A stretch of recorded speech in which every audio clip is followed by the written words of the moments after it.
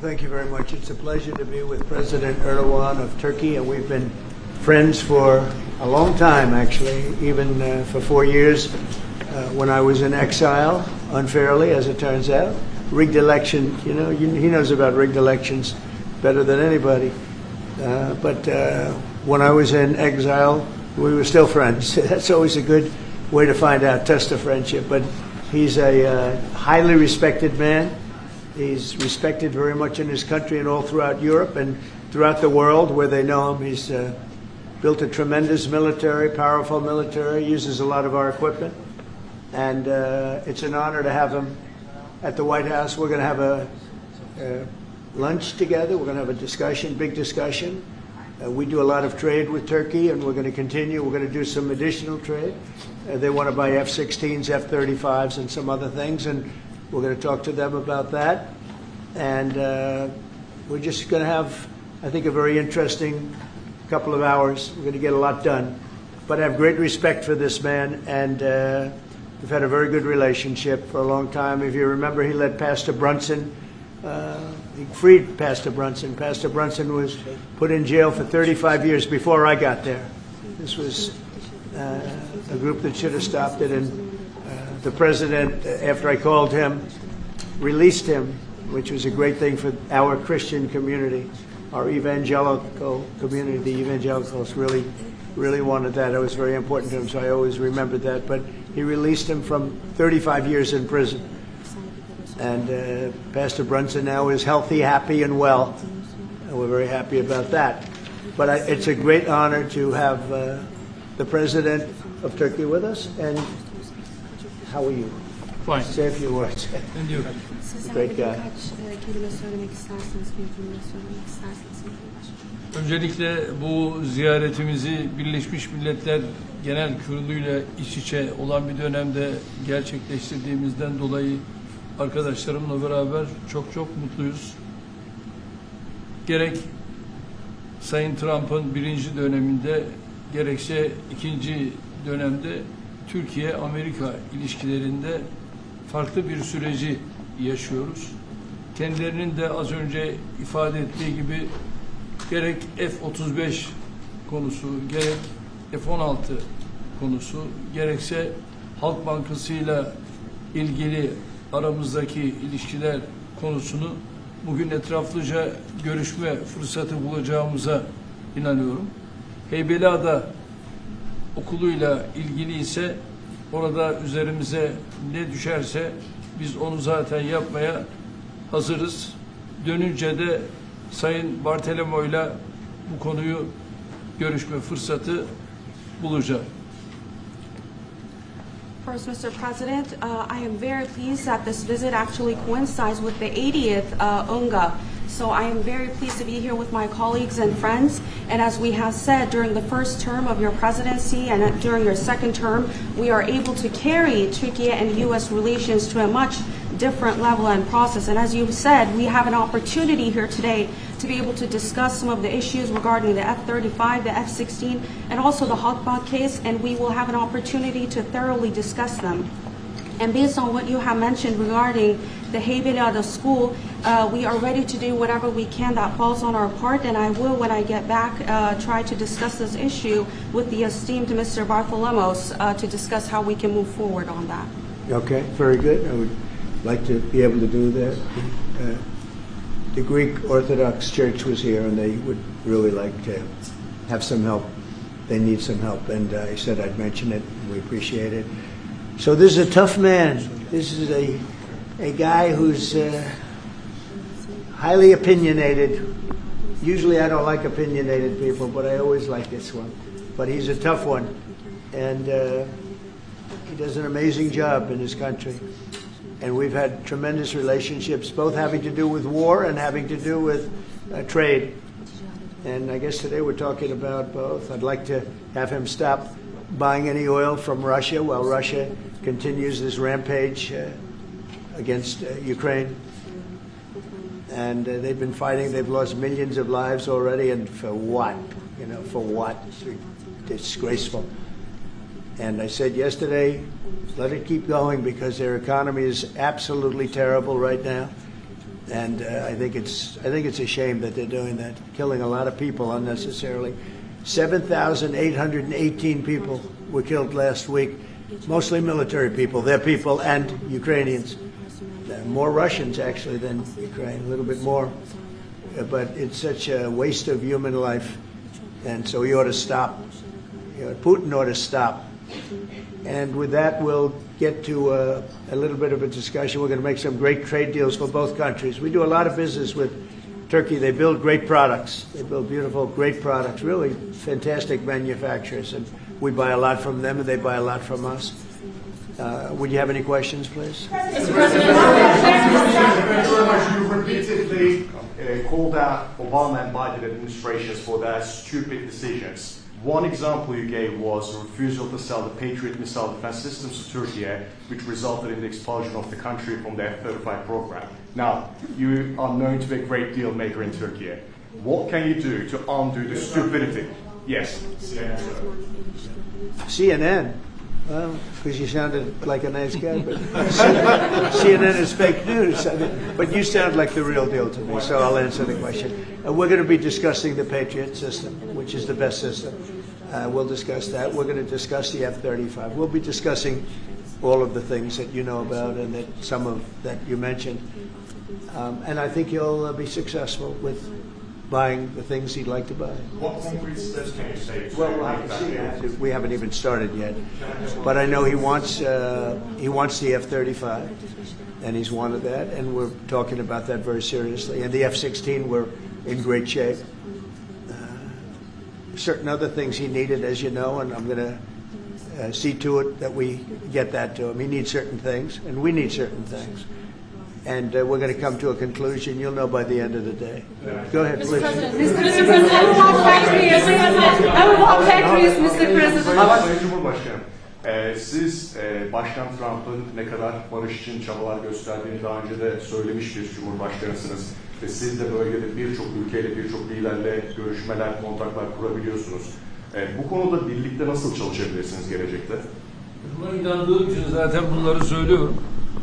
Birlikte el ele bölgedeki bu sıkıntıları aşacağımıza da inanıyorum. Mr. President, tariffs, Mr. President. When are you planning Because I haven't to learned, lift I haven't learned his sanctions? language yet. Yes. What did he say? The gentleman was asking, Mr. President, you have referred to President Trump's peace efforts, and you have also contact with many leaders in the region. And what do you think that you can do about this? And Mr. President has said that, yes, I believe in the peace efforts that President Trump is leading, and together we will be able to overcome the challenges in the region. I think it's true. He's got tremendous influence in the region. Yeah, please. Mr. President, when are you planning to lift Qatar sanctions against Turkey? Against sanctions against Turkey? Qatar. Could be very soon. Mr. If we have President, a good meeting, almost immediately. Mr. Mr. President, are you willing to impose tougher sanctions on Erdogan is Russia? removing tariffs on U.S. goods, and what impact it would be in U.S. production? Where are you from? Turkey. I see. We have a lot of people from Turkey here. That's We are good. Because I like the resident questions very much, actually. They're very nice questions. We'll see about tariffs. We're going to be talking about tariffs. We already removed that. Well, we're going to be talking about that. Mr. President, are you willing to impose tougher sanctions on Russia, even if not all NATO countries stop purchasing Russian oil? We're going to be seeing about that. The NATO countries were disappointing in that regard, but they've been very amazing in other ways. They did, as you know, they went from 2% to 5% GDP, and that's a big step, and it's paid. I mean, they have the money there. And we're selling a tremendous amount of military equipment to NATO. We're selling. We're not giving like Biden did. We're selling it to NATO, and it's a lot. They're buying a lot, and I assume they're giving it to Ukraine. They could buy it for other reasons too, but I assume they're giving most of it to Ukraine. But they're buying highly sophisticated weaponry, and they're paying for it full price. And that's how we're involved. Biden gave $350 billion. Look, this war would have never started if I were president. If I were president, this war would never be happened. Would have never happened. Yeah. Mr. President, I'd like to talk about Gaza. Are you on the same page, Mr. Erdogan, for Palestine, Israel? Well, I don't know his stance. I can't tell you about that. I just say that We want to get Gaza over with. I had a great meeting with the leaders of that area, of that region, generally speaking, the Middle East. We had a great meeting the other day at UNGA, as you know, and I think we're close to getting some kind of a deal done. Yeah, we want to get the hostages back. I have to get the hostages back. We're the ones that got the hostages, all of them that we have now. But it looks like there are 20 living hostages and probably 38 or so dead hostages. Pretty sad. And the parents of those dead souls, those dead, mostly men, boys, in many cases like literally boys, they want those bodies back so badly, as much as though they were alive. And so we had a very good meeting with the representatives of the most powerful countries in the Middle East, and I think we're going to be close to a deal. Any solution, Mr. President? Go ahead. Mr. President, we've noticed that in the Ukrainian war and during the Israeli-Iran war, the airspace of the NATO countries is very fragile, and it needs to be stronger. And in that sense, Turkey being the second largest army in NATO, it needs to support its air force and air defense. How do you look at this issue in general as a NATO? Because it's the eastern flank of it. We're in NATO, and you know, they're paying now 5% of GDP. Nobody thought that was possible, and they agreed to that 6 months ago when I was there. And the relationship is very good. The NATO countries, with us, is the strongest it's ever been. We used to complain that they're paying 2%, but they're not paying. The United States was paying almost everything. And now they're paying 5%, and they've paid. And that's trillions of dollars. You know, we're talking about trillions of dollars. And they're spending that, giving that money to us, and we are giving them great defensive, you know, the Patriots and all of the different javelins, all the different missile systems and everything else that they want. But it's, you know, it's trillions of dollars. So we appreciate that they did that. So they went from 2% to 5% of GDP, and that was something that nobody even would bring up. Biden should have brought it up a long time ago, because under Biden, we paid $350 billion, and all it did is make things worse. So we'll see how it goes. Go ahead, just finish. Yeah, go ahead. F-35s to Turkey. Fighter jets, F-35s. We're talking about the fighter jets for Turkey. Yes, we are. Mr. President, Are we going to see any steps going to be taken today about the issue, about the things that are going on in the Gaza, Palestine? Are we going to? It could be today. Yeah, it could be today. We have a very strong dialogue going on with Saudi Arabia. With, I would say, you have 4 or 5 real leaders that are being good. As you know, I met with Qatar, Saudi Arabia, UAE.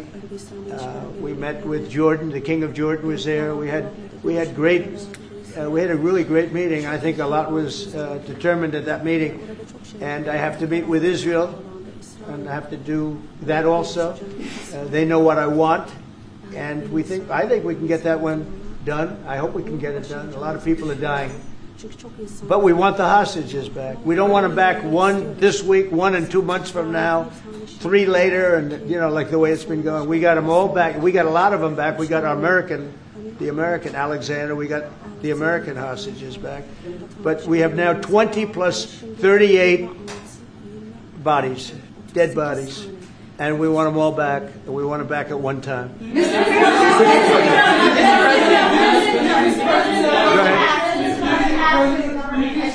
President, President Erdogan will help to release the hostages? Do I think what? Do you think President Erdogan will help to release the hostages? I don't know if he'll help in that. I don't really think we have.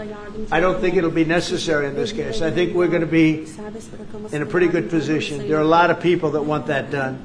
I met with great leaders. Look, you saw the people that were there, and great leaders. Egypt was also represented.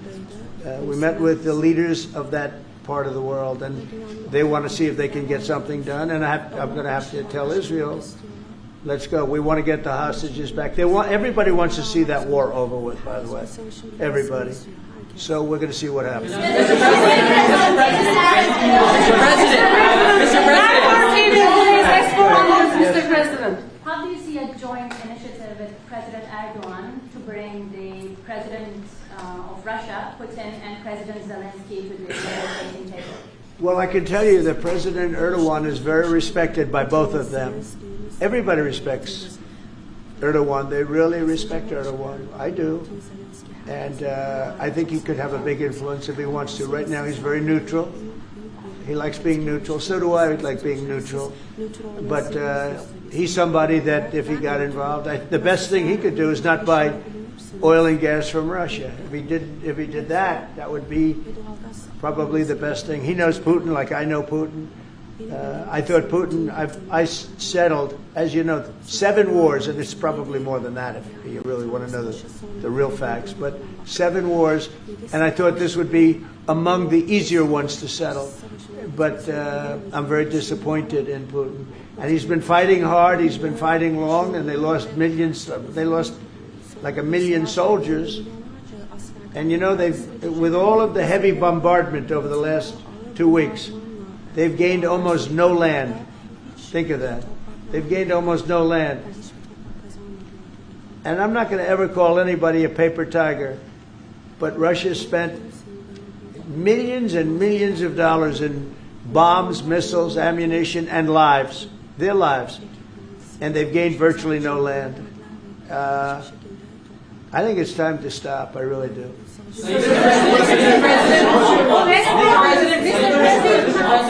A few months ago, you met with Aliyev and Pashinyan. Can you follow up So on where? You met with Aliyev and Pashinyan, Azerbaijan President Aliyev and Pashinyan. Can you follow up on what you want to say about current process? No, I can't. I just. Mr. President. I like this guy. I like him. He's from CNN. Fake news, the worst fake news, but I like him. So it's CNN Turkey. I'll get Brian. Sorry, go. Syria has been a major issue between the two countries for the past decades. And you said the future of Syria is in Erdogan's hands back in, I think, December and January. And the countries are in the process of integrating regional fractures into the main government. When do you want to see that happen? Well, I think President Erdogan is the one responsible for Syria, for the successful fight in ridding Syria of its past leader. And I think this man is responsible. He doesn't take the responsibility, but it's actually a great achievement. They've been trying to do it for 2,000 years. I said, he does it. He did it. I mean, they're your surrogates. I think you should take the credit for it. I told him, take the credit. For 2,000 years, you've been trying to take over Syria. He took over Syria, and he doesn't want to take the credit. You know, all of those people are his surrogates. But the leader of Syria, the new leader, as you know, I took sanctions off in order to let them breathe because the sanctions were very strong. But I think we should have a major announcement today. He was responsible for that victory. It was a victory for Turkey because they've been fighting, as you know, for like 1,000 years. And it never went, you know, it was back and forth, but he's responsible for that. So he would have a lot to say with respect to Syria. But at his request, I took, and the request also of the King of Saudi Arabia, it's very interesting, and Qatar, they said if you could take the sanctions. We had very strong sanctions. They couldn't have lived with those sanctions, and I took them off to give them a chance to breathe. But the president was one of the people that was responsible for that. He asked me to do it. Mr. President, furloughs are very typical when the government shuts down. Why is the administration directing federal layoffs of federal workers this time? Well, this is all caused by the Democrats. They asked us to do something that's totally unreasonable. They never change. They want to give money away to illegally, people that entered our country illegally. They want to give them massive federal money. And we don't want to do that because it means everyone's going to just keep pouring back. Right now we have absolutely perfect borders like you haven't seen in many years. Even better than I had great borders during my 4 years, but these borders are stone cold closed. You can only come into our country legally now. But the Democrats want to give it all away. They want to open up the borders. Take a look at that. Big thing. They want to open borders again. After what we're going through now, getting rid of prisoners, getting rid of all of these people dropped out from mental institutions, drug dealers, drug addicts, everything. They're putting everybody into our country. It's all ended now. But this is what Schumer wants. This is what the Democrats want. They want to have, and they want to take our money. We're doing well because of tariffs. We're doing unbelievable. We're making more money than we ever have made. And by the way, we're going to take some of that tariff money that we made, just to get off the subject for a second. We're going to take some of that tariff money that we made. We're going to give it to our farmers, who are, for a little while, going to be hurt until it kicks in. The tariffs kick into their benefit. So we're going to make sure that our farmers are in great shape because we're taking in a lot of money. We're finding. The other day, it was very interesting. They found $31 billion. They said, "Sir, we found 31." I said, "You mean positively, right?" They said, "Yeah, 31 million more than we knew." And they said, "We don't know where it came from." I said, "Check the tariff shelf." They came back the following morning. They said, "You're right, sir. It came from the tariffs." We've never seen anything like this. So what we're going to be doing is we're going to be taking some money from all of the tariff money that we've taken, and we're going to distribute it to our farmers until the tariffs kick into their benefit, which ultimately the farmers are going to be making a fortune. But it's a process of, it has to kick in. All right, maybe one more. There was another shooting at an ICE facility in Texas yesterday. Detainees were killed. The FBI director posted on social media bullets that were engraved with the message anti-ICE. He just posted another thing on social media saying they recovered a handwritten note from the subject that read, "Hopefully this will give ICE agents real terror to think, is there a sniper with AP rounds on that roof?" Who do you hold responsible for the uptick in left-wing violence in the country? Radical left rhetoric. The radical left is causing the problem. They're out of control. They're saying things, and they're really dumb people. I mean, I look at Crockett. I look at some of these people. They're very low IQ people, actually. But the radical left is causing this problem, not the right. The radical left, and it's going to get worse. And ultimately, it's going to go back on them. I mean, bad things happen when they play these games. And I'll give you a little clue. The right is a lot tougher than the left, but the right's not doing this. They're not doing it, and they better not get them energized, because it won't be good for the left. And I don't want to see that happen either. I'm the president of all the people. But the radical left is causing this. Radical left Democrats are causing this problem, and it gets worse. It gets worse. And it'll be a point where other people won't take it anymore, and that will not be good for the radical left, and we don't want that. Okay, thank you. Mr.